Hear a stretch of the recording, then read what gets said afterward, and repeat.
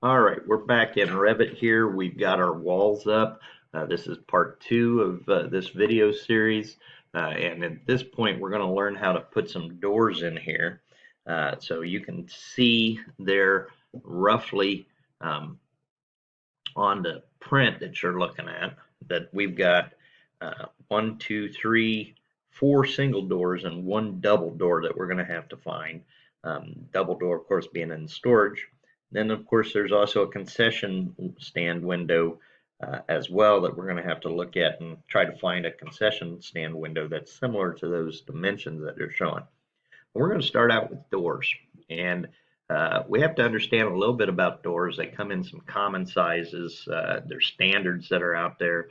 Doors are usually measure 30 inches wide by 80 inches tall, or they're 30 inches wide by 84 inches tall, or you might get 36 inches by 80 or 36 inches by 84 as some of the standards. There are, of course, other standard size doors out there, but those are the four basic sizes that we're talking about. And of course, in a case of public use building like this, and to make sure that entrances and exits are ADA compliant, we're going to go with the largest width that we can, which is going to be 36 inches. And I'm going to recommend on this, we're just going to use a 36-inch by 80-inch door. And you'll see when I get into this to show you where we pick those out and use those, because there's some templates. So let's go right now.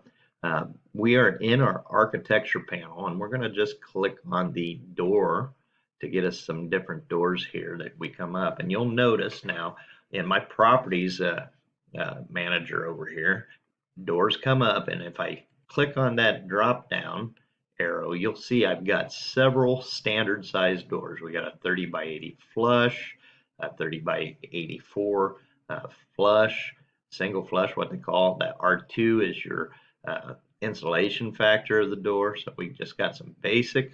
These are all single flush doors. So, and good enough for what we're going to use. So on basic sizes, but we want the largest one here, which is the 36 by 84. So I'm going to click and select that. That becomes active in here. Now all I got to go do now is kind of put on and click my door. So I'm going to place it, and here notice we can, depending on where you place your mouse, you're going to get some different reactions, and I'm going to show you here in just a second. So I'm just going to place this for right now. All right, and we get some dimensions coming up here. So we also have these arrows again. So notice I can change the positioning of this just by clicking on that arrow and having it go the way I want it to. So here in this case, we can be on either side. Now, all of our doors are, of course, going, because it's a public building, are of course going to exit out. So we want to make sure that they exit out. And now on our legend here, so again, this curve here shows the swing of the door. So there we go. So I've got that positioned. The next thing I want to do is, of course, change my positioning. I'm going to just make this 2 feet 0 inches from that wall and kind of move that over in there. So that's good. So that's the first door that I'm going to place. Now I'm going to place the second door. And we're going to be 2 feet 0 inches again on here. Notice it kind of put it in there. It's already there, so I'm good on that one. Let's go over here now to my women's one. I'll click that. I got to switch directions here on this. So I'm got pretty good there. I got right at 2 feet right there with first click. So I'm going to grab the roller track, come down. Now I'm going to add this door here. So you can try to like get it lined up. Sometimes it'll click into right exactly where you want. So on your size. So there we go, 2 feet 0 inches to place that. Got to change that over. And there we go. So now I've got those 4 doors. So let me escape out of the draw command for just a second. Let's go into 3D view. Notice what it looks like. So there's the doors on there. So I'm going to zoom out. I'm still on the model command, so escape twice to get out of that. So all right, now I can use my zoom cube up here to rotate around. So you do have your zoom cube or your 3D cube up here. Go back to home, or I can just hit the shift key and press the roller track and move it that way. So however lots of different ways that we can interact here with this software as we go. Click on the home on my view cube. So, and let's go back now to the level. All right, so we're left with that double door. And so if I go back to my door, place doors, again in the properties manager, I don't see anything there that's the size. So we've got to maybe see if we can load something in here. Well, there's this, if we look back up on our toolbar up here, we see this load family. So I'm going to just left click on load family. And we're in the Imperial. These are all kind of preloaded in when the software was loaded up. And I'm going to kind of move on down. You can see we've got lots of different types of things that we can see here. So right here's the folder for doors. So let me double click on that. Now, got commercial, hardware, residential on these. So, but I'm going to just check here to see what we might have. There's a sectional. There's an overhead rolling. So an opening, sliding door, glass door. There's a flush panel double action, a double flush panel. So single glass. So what I need, let's just go into this double flush panel right here. And I'll click open to bring that in, and let's see what we've got here. So again, we got lots of different sizes and dimensions coming in. So nothing here is really telling us on our print what size door they want in there. So we're just going to go ahead and do our own door. We'll again stick with the widest, so we'll stick with the 7-foot height, 84-inch wide, and click OK. That gets that in there for us. So now we've got it in our properties window. Now we can just come up here. We're going to place that into the exact center. Notice it's going the wrong direction. Not a big deal. Just click there to have it go out the other way. And I'll hit the escape twice button to place that. So let's go back and look and see what it looks like now. So there we go. There's our exterior building here. Notice how tall our walls are. So those are some really, really tall walls. If our doors are 7 foot tall, our walls are pretty high here. So let's go back and let's take a look and see why they're so high. So let's go into our east elevation. Now, notice our level 1 is set to 0, and that's ground level.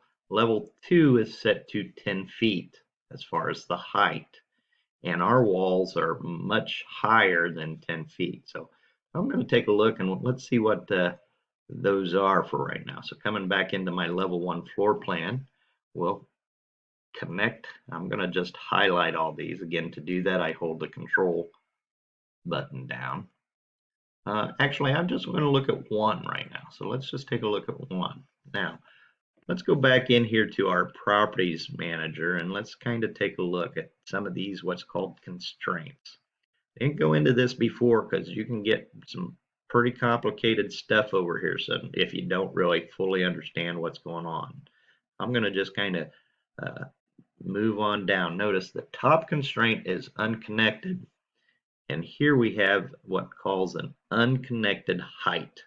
So, but we're telling it right here, our walls, we're telling that this is 20 feet. So I'm going to change this. So I can change this in 2 ways. I can say I want this to be a physical height right here by changing that. So let's go ahead and let's make this 15 feet, which is probably a little over. Let's just make it 12 feet for right now and hit apply. Let's go back into our east wall elevation. Notice here, nothing really, we've got that wall highlighted over here, so you can kind of see something going on. But let's get it into our, there you go. Now you can kind of see. Let me escape out of that for just a second so we can kind of zoom around here and see. So now we've got this wall that's at 12 feet. The other walls, all of the other walls are at 20 feet. All right, well, we need to change that too. And there's an easier way than going in here and setting those. Um, so, because we can control the height of the walls two ways, and sometimes it's going to depend on what we want in terms of our design. So let me click on that wall again. And in my properties manager, I'm going to change this back to what it originally was when we drew it first, so 20 feet. But here, I'm going to constrain that wall. So I'm going to say top constraint. Instead of being unconnected, I'm going to say we're going to connect that up to level 1 and hit apply here. All right, so it says the top of the wall is lower than the base of the wall. So do we want to go on? Let's expand this and kind of see what's going on. Well, that's an error. So let's see what that error is. Let's go back over here to our east elevation and notice what's going on. I said the top constraint should be level 1. Well, it's picking up and saying, well, you're telling it that that's ground level. It can't do that. That's not going to be a wall.